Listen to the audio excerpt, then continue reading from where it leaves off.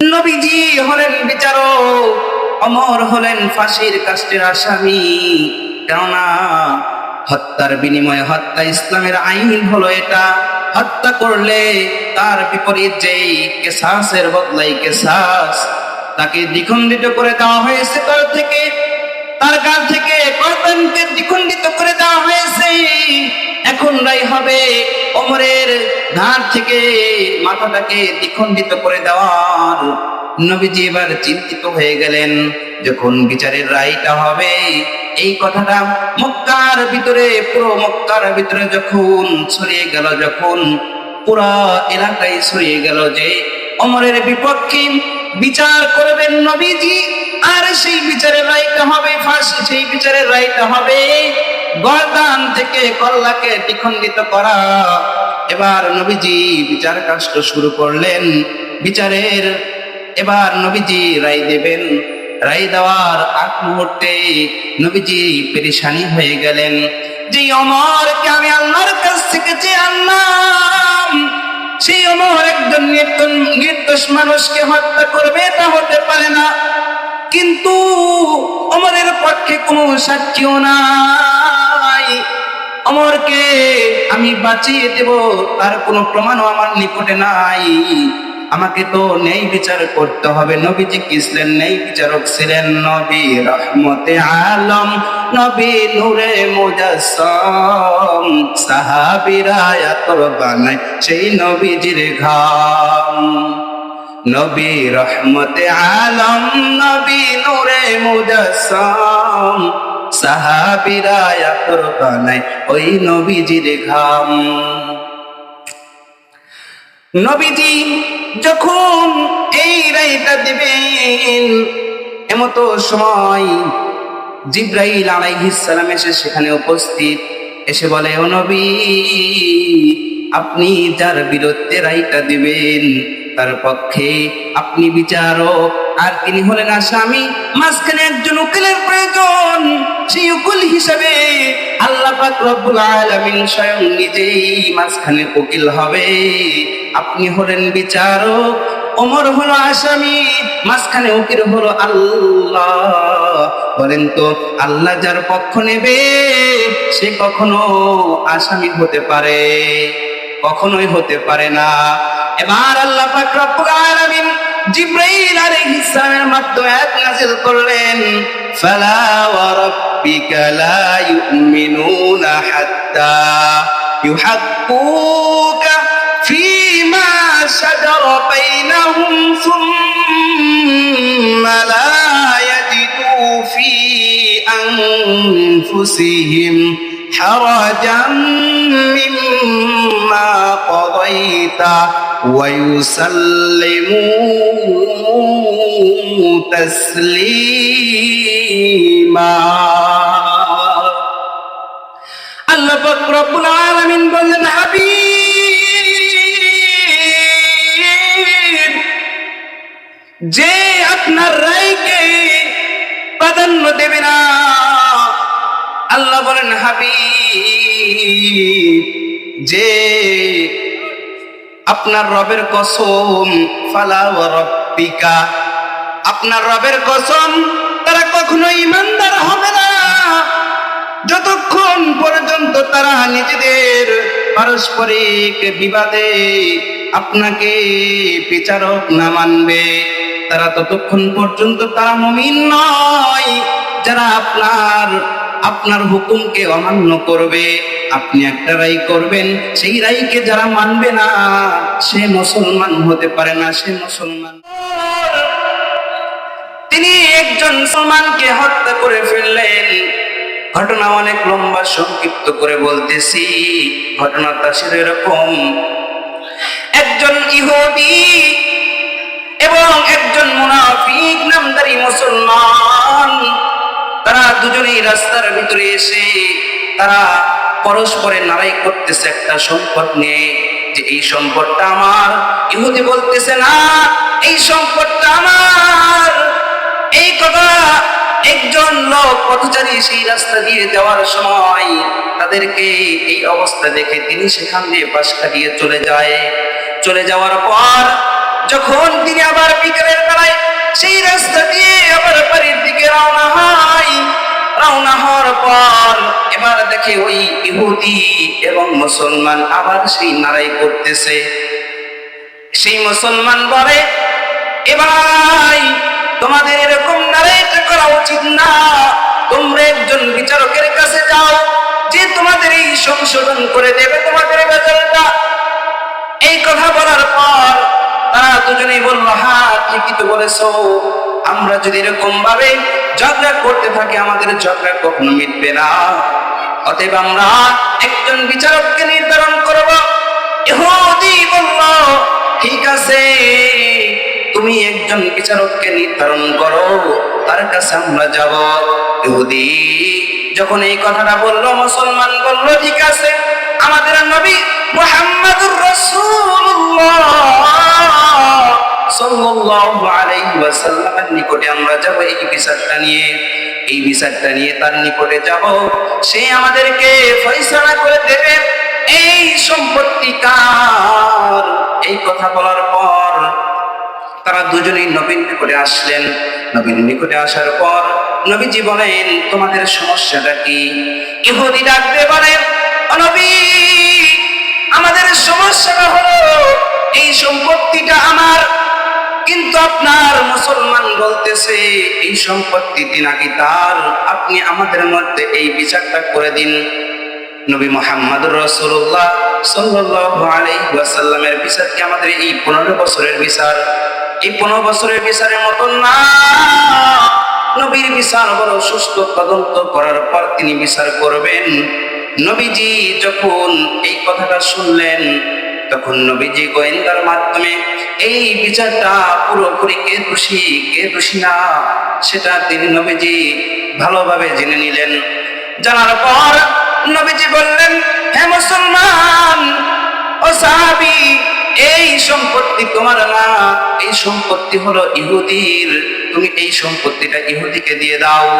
নবীজি যখন এই কথাটা বললেন, তারা দুজনেই রাস্তা দিয়ে যখন বাড়িতে যাবে, ইহুদি যখন তার সম্পত্তি নিয়ে বাড়ির দিকে রওনা, তখন মুসলমান ডাক দিয়ে বলে যে, তুমি বাড়ির দিকে কেন যাচ্ছ?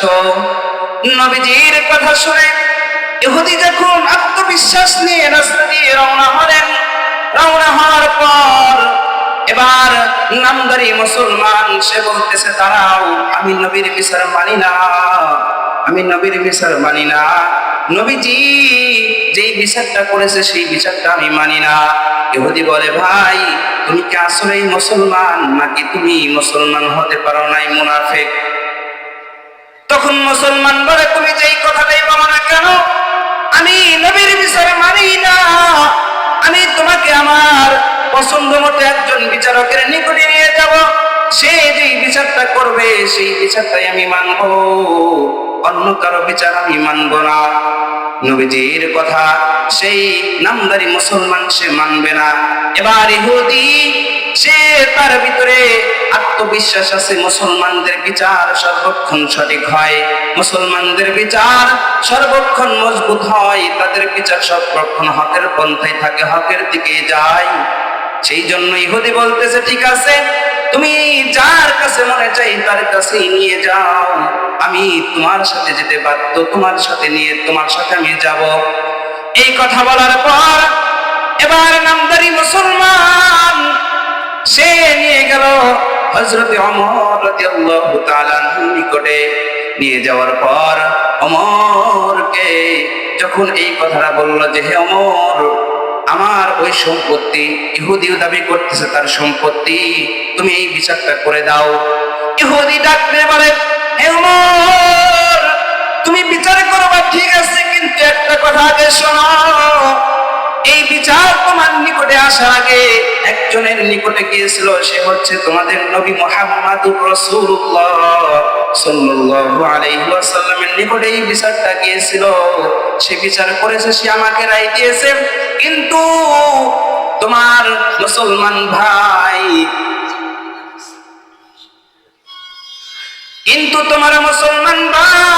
এই বিচারটা মানবে না। ওমর বলে, তাই নাকি? এবার মুসলমান ডাক দিয়ে বলে, হ্যাঁ নবীজি বিচার করেছে, কিন্তু নবীর বিচার আমি মানি না।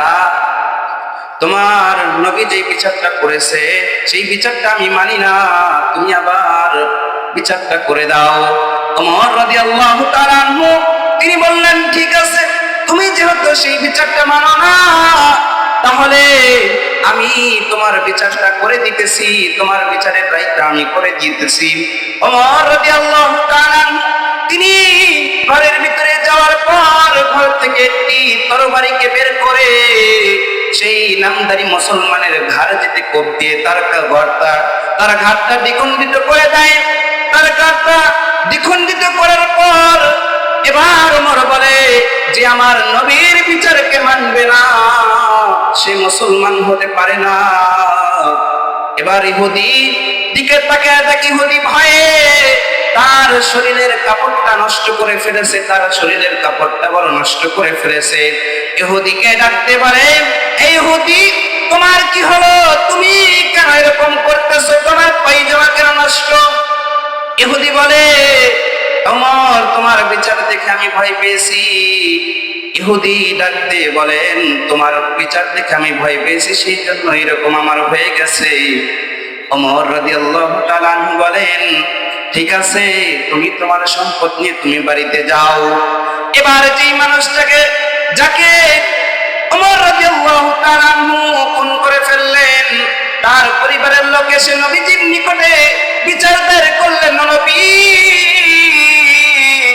আপনার সাহাবী ওমর আমার অমুক ভাইকে নির্দোষভাবে হত্যা করেছে, আপনি কি বলেন? আপনার নিকটে একজন মানুষ যদি বিচার নিয়ে আসে, একজন মানুষ যদি প্রথমে বিচার করে, সেই বিচারটা যদি অন্য জনের নিকটে নিয়ে যাওয়া হয়, এটা কি কোনো অপরাধ নাকি? নবীজি বললেন, না, বিচার পছন্দ হবে না, অন্য জনের নিকটে গিয়ে সেই বিচারটা রায় করবে, এটাই তো স্বাভাবিক, এতে কোনো অপরাধের বিষয় নাই। নবীজি কথা বলার পর তার আত্মীয়রা বলেন, হে নবী, আপনার সাহাবী ওমর আমার অমুক ভাইকে হত্যা করে ফেলেছে, তার খুনের আমরা তার বিচারটা আপনার নিকটে দিলাম, ওমরের বিচারটা আপনি করবেন।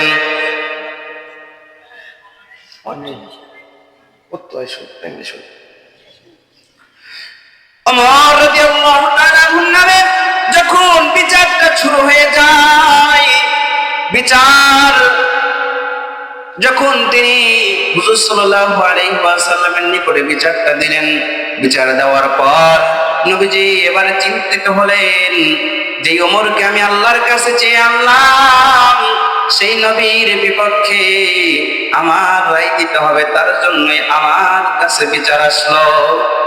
ওমরকে চেনার জন্য অনেক লম্বা কাহিনী, সেই দিকে আমি যাব না, সংক্ষিপ্ত একটা ঘটনা বলেই শেষ করি। ওমরের অবদান ইসলামের জন্য কি পরিমাণ! আমরা যে এখন প্রকাশ্যে নামাজ পড়ি, সেই প্রকাশ্যে নামাজ পড়ার জন্য ওমরের এর ভিতরে বড় অবদান। ওমর যখন মুসলমান হলেন, মুসলমান হওয়ার পর বললেন, ইয়া রাসূলুল্লাহ, এখন আমাদের সর্বোত্তম কাজটা কি? নবীজি বললেন, নামাজ পড়া, এখন নামাজের সময় তুমি নামাজ পড়ো। ওমর দেখলেন সকল সাহাবী গোপনে গোপনে নামাজ পড়ে, এই দৃশ্য দেখে ওমর বলেন, ওগো নবী, নামাজ তো এটা আল্লাহর হুকুম, কিন্তু সকলেই এরকম গোপনে গোপনে কেন পড়ে? নবীজি নিকটে যখন ওমর এই প্রশ্নটা করলেন, নবীজি বললেন, হে ওমর, যদি এই বিধানটা প্রকাশ্যভাবে করে, সাহাবায়ে কেরাম যদি প্রকাশ্যভাবে আদায় করে, মক্কার কাফেররা আমার সাহাবীর উপর দিয়ে তারা ইস্তিমার রোলাল চালিয়ে দেয়, তাদের উপর আক্রমণ করে, সেই জন্য আমি প্রকাশ্যভাবে নামাজ পড়ার অনুমতি দেই নাই, আমি গোপনীয় ভাবে নামাজ পড়তে দিয়েছি। আমার ডাকতে বলেন, ও নবী,